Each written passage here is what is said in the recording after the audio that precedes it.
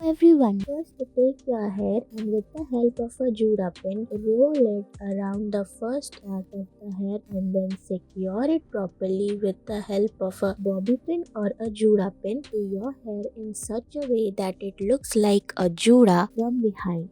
See how beautiful that looks. Beautiful that looks. Take your hair, tie it in the form of a half ponytail with the lower part of the hair and keep twisting it and inserting it inside the back pinny parts of the hair. Now, when you are done doing this, comb all the hair together properly, roll it downwards and then secure it properly with the help of a 5-legged Juda pin. Take your hair, tie it in the form of a lower ponytail, insert a Juda pin from behind, insert the backing part inside the rubber band and then you are done.